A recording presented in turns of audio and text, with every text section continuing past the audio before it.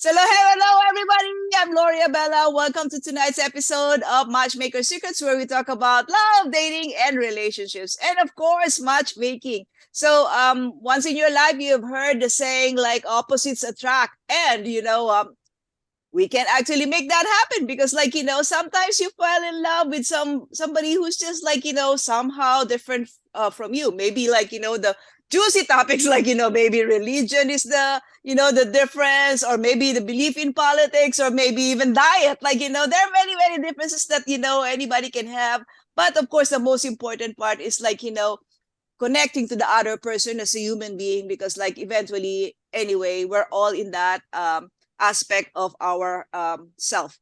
And our guest tonight is none other than our best certified life coach and hypnotherapist, empowering you to improve and better your relationship with others, and even more importantly, yourself. So Miss Becky Parker, originally from Montana, after her own healing journey, she is passionate about helping you overcome your challenges and manifest the life you want.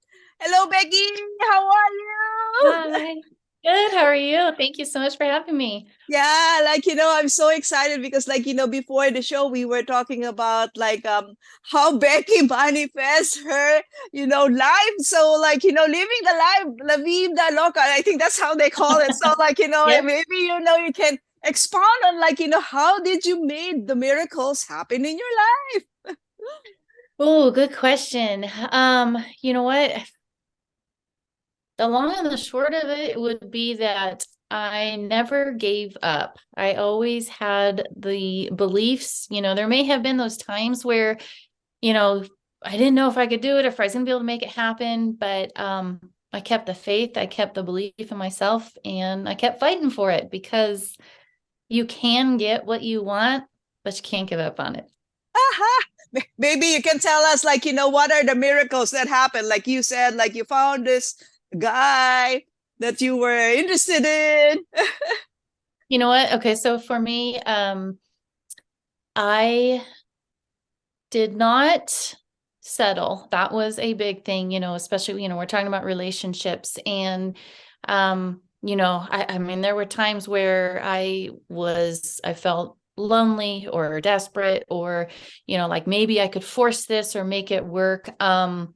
But you know what? In the end, I just kept holding out. I kept having that faith that, God was saving me for someone very special, and that I needed to stay within my path and my morals and what I believed in for me, and that eventually it would come. And it did. Oh my God, that's so exciting because, it's a good lesson to learn that, you don't have to be settling. And that's your idea that you want to share. And then, you just have to have the faith that, things are going to work out to the best possible situation for your case. So that's amazing. So, Becky, maybe you can tell us, how would you define differences in relationships, and why are they important to address and navigate? So I would say that no matter what relationship you're in, there's always going to be differences because we all have different views of the world. We have different perspectives, different life experiences. So with that comes our stuff, and we all have our stuff, our fears or emotions or lack of, we have our triggers. And if you have the want to, and you have, what I mean by that is you have the want to make it work or do better or improve yourself, then, and you find a partner that has that same want to, you can come together and have these compromises with your differences. To have a healthy relationship and have growth, it's super important to navigate through that. And one of my favorite ways and suggestions of doing that is to respect the other person's model of the world, their perspectives, how they see things through their eyes, and really listen and try to understand and get into their world. Yeah, I love that because like, there's also the element of being selfless somehow because like, you are looking at their point of view rather than like, making it like, oh my God, it's only me. Like, I'm right. Mhm. So like, that's Yeah, yeah, it's, you don't have to be always like, saying like, right. And then, you understand as well that there's a compromise somehow in between, like you just have to be a little flexible. So like exactly. apparently sometimes like if you're not flexible, then like the guy's actually gonna show up anyway because like they're not gonna be happy anyway. They're gonna Right. be with you and you're not flexible. Okay, so I was just wondering, how can one develop empathy and understanding towards their partner's differences? I'm sure that you have elaborated on your coaching about this one, and maybe you can provide some practical steps, or exercises to make things happen. Mhm.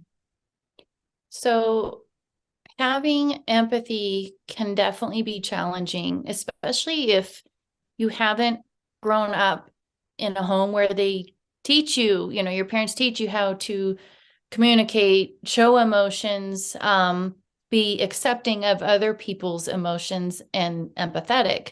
So allowing your partner to be heard is definitely key. You may not necessarily agree with what they're saying, but it's their perspective and their perception of how they see things. So, you know, you may not agree with it, but you still want to try and respect it. And I like to always tell my clients, think in terms of life experiences. Your partner or in any relationship, they're going to have experiences in life that you may have never gone through. So things that trigger them or may upset them or put them into survival mode or, fight or flight mode, you may not understand. But if you can make it a practice to get into their world and really try to understand how it's making them feel, and really trying to see what they see, hear what they hear, and feel what they feel, you can definitely develop that empathy for somebody, and be more understanding for them, give them that grace, like, because everybody's gonna have their struggles. So, if you give that grace, and don't expect to always keep them up at this, level here because, we're human, all of us, and we all have our stuff. Yeah. Yeah. Sometimes I also tell people like, there's no school for parents. So like, whatever they learn is what they got from their parents, but there's no school for parents. And so like, Exactly. whatever you got is what you got from their parents. And so like, if they got the best parents who's taking care of them so well, then like you got lucky. And then like sorry for those people who didn't get the best parents, but obviously like their responsibility is like to give birth to you, and then like sometimes you have to focus on yourself so that you can learn other skills that you didn't learn from your parents. Mhm. Are they like that's the way it is. And of course the help of coach. Yeah. Yeah. And that makes a big difference because, you're going to typically, as you're growing up, you have things that are learned behaviors from what you saw in your parents or their marriage. And then you just think that that's what's normal. But then you meet somebody else that grew up in a totally different environment and they're like, no, like that's not how it's done. So it's all about developing a skill set and sharpening those tools and always wanting to have improvement with yourself. Yeah, like It's a big you difference. can only be responsible for yourself anyway. Like you cannot say like Exactly. you can say, oh, it's your fault, it's your fault. Not No. gonna work. Yeah. Okay, so what strategies or techniques do you believe are effective in navigating differences between partners in a romantic relationship? Um, okay, so everyone wants to be understood. Each person wants to be heard. They want to be gotten. Um, so my recommendations has always been after your partner has communicated to you, what they're wanting or what they're needing, repeat it back to them to let them know that, you're clear, you have clarity on what they were trying to express.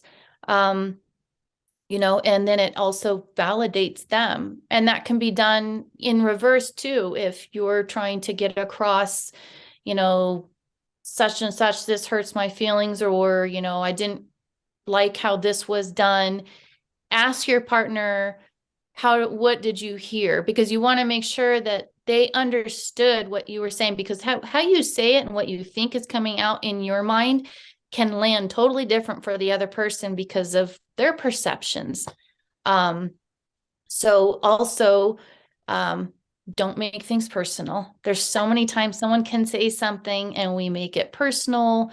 That's like that's a big one. And you have to remember that that's their perception of the world and how they're seeing whatever the events are that are happening. It doesn't mean it's reality or the truth. They're just speaking their truth.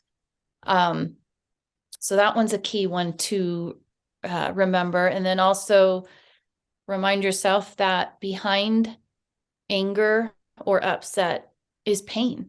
If somebody's angry, they're actually underneath that emotion is pain. So I always recommend to be tender with your partner. Ask your partner how you can support them. What can you do to, help them with what they're struggling with, and let them know that it's a safe place for them. They can turn to you and they can speak freely, and you're not going to make them wrong for it. Oh my God, that's very powerful. Like, it seems like you are trying to be like, helpful as much as you can. And like, you're right as well when you're saying like the interpretation is going to be somehow different. Let's say sometimes I tell people like, let's say I tell you like, okay, what is honesty? And then like you will say like, what is your meaning of the honesty? And then another person, you'll ask them what is honesty, it's going to be different, but it's the same word. It's just different definition. And so like, sometimes it can, simple words like that can mean anything for anybody. And so like, Yes. especially like how did they grow up, like what does that mean for them? So like, those are, powerful nuggets that you're sharing, because like obviously like, it's a making people think like, okay, what am I missing, that other people like Becky knows that I can actually practice. Okay. So what role does compromise play in resolving differences? Earlier you said about compromise. Compromise is key to the health of any relationship. Compromising, it shows a mutual respect and a willingness to be supportive of their wants and their needs. It's not just one-sidedness. And I feel that compromising should be a daily occurrence, even with the small things. And obviously definitely in the situations where there's an upset, it's not about who's right and who's wrong, because at the end of the day, you're partners, like you're a team, like, it's no, you don't want to ever be with somebody who goes, you're wrong, like that doesn't feel good. I would say that one that has been a personal experience for me that's a huge compromise is we all have our times where we get into our disagreements or our fights or upset with our partner. And depending, here again, it goes back to childhood and how you were brought up. And you may have one partner that wants to talk about things right away and get it fixed and get it back to normal. And, you have the other partner that needs their space or needs their time to kind of like come down from it and like cool off, so to speak, and, kind of get level-headed. And that can be a huge compromise between the two, because one's over here going, no, let's talk now. And the other is going, no, I'm going to blow up even more if we keep talking. So you want to come to a compromise, like, okay, like, let's say we shut down the space or we shut down the argument and talk about it, work it out within 24 hours, because you don't want to be like where you go on like for days and days of not speaking because the one needs their space. And in the meantime, you got the other one that's wanting to talk about it and they're just like in anguish because it's still, ruminating over them. So it can't be one-sided. If you're going to want a healthy relationship, you kind of got to meet in the middle. Yeah. So, but yeah, that's a big one. Yeah, it's I'm just thinking about it because like, whatever you're sharing is, something which is within the relationship. But, obviously we have also viewers who are single, but this is a learning lesson for them because like, right now we are living in this society where everybody's like, quick, quick, quick. So like, they want convenience. And the funny thing is about like, once you're thinking about convenience, you're going to be jumping from one relationship to another because like you are not practicing like, how to be gracious to other people. Like, this is an eye opener for a lot of singles to think like, okay, like, it requires work. It's not like, like jump, jump, jump to one relationship after the other. Because like when you see people like always swiping over in Tinder, going to the next one and next one, you don't get to know that other person. And so like, if you are so impatient, like you're not actually making yourself grow as far as like, being able to be understanding and having empathy, then like, you're going to be single for a while. Yeah. Well, and I love that you said that because so much of it is about doing the inner work with yourself. Rather than, finding what's wrong with this person and this person, like you said, swiping, because there's always going to be something. Everybody has their stuff, so you're going to come across it. And that's where the inner work in yourself comes in, because then the more improvement you do on yourself, you're able to work through things with the other person on the other end. Yeah, yeah, wonderful. So, what advice would you give to individuals who struggle to express their thoughts and feelings constructively when dealing with differences in relationships? Expressing emotions and being vulnerable, I think for a lot of people is viewed as a weakness, but it's really not. To be vulnerable and to be raw is actually a strength. You can't get what you want or get your needs met if you don't express yourself and if you don't say what you're feeling and thinking and how things are affecting you. So I would suggest communicating to your partner how difficult it is for you to express your thoughts and your feelings, and that you're putting yourself out there. You want to calmly communicate and make sure that you let your partner know you aren't making them bad and wrong, that you're just expressing yourself. And one thing I will suggest is don't you the person like, well, you did this, you did that, you make me feel this, because that never will land very well for your partner. You want to take accountability and you want to take ownership for your feelings and say, I know I'm feeling insecure, or I'm feeling like I'm not good enough, or whatever it is. And be specific. If there's things that you're wanting or you're needing, say for example, I want us to communicate better.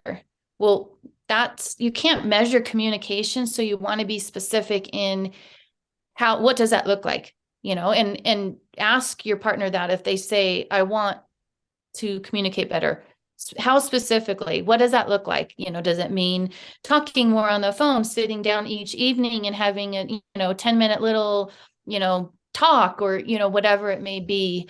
And then you want to keep your power when you're expressing yourself and you're talking, keep your power and keep your cool, because once the emotions start flying and the upset, like, the other person's not going to hear anything that you just said.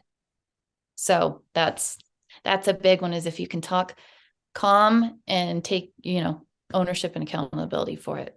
Yeah, I liked what you shared about like using the word vulnerability instead of that, like, losing power. It's actually powerful. Like, it's a reframe, like, it's a, different meaning now once you share that, because like, especially for men, like, sometimes, like, when we were, when men were younger, they were not say like, okay, express your feelings, because like, it's a showing up, like, I am like, no, I'm not, I'm not strong. Why would I even cry? Like, one time I met a friend, like, she said that her boyfriend actually don't care, like he's the one who's gonna be like, starting sobbing when there's a drama on TV. And I was thinking like, oh, okay. I said, like, you're lucky, because like, how many people how many men actually expresses their feelings like that? And so, like, yeah, I really appreciate what you have been sharing. By any chance, do you have any last minute advice for those people who are singles and like, cannot find somebody else, because like, they're always nitpicking on the differences? I would highly recommend doing that inner work, because perception is projection. So if the way you're perceiving things or what you're seeing about others and nitpicking is probably something that you're not liking inside about yourself. And doing that inner work will allow you to get rid of that and be free from those types of projections. Yeah, I like that. It's like, whatever you're seeing is like a mirror of who you are. Because like, You're exactly right. You nailed it. You're exactly right. Oh my God. Okay. Well, it's just a great pleasure to have you over here. Like, how many times will be I having like, beautiful guests? Like, this is one of those days. Thank you thank so you so much. much. Thank you so much. And then like, for those people who are watching, like, we're always looking for professionals in the love dating and relationship industry. We want to give back to the community and share your expertise, so like, we can help a lot of singles navigate. And if you're single and available and still wondering, like, we would like to also have you over here in the show, because like, that's our purpose, in order to help you. But if you are already married and you're successful, we want to also know, what did you do differently? Like, that's a good idea. Always exchange notes. There's All right. always room for improvement. Yes, thank you so much. And then like, thank you so much again, Becky, and then appreciate your time. See you soon. Thank you. Okay. Bye. Bye-bye.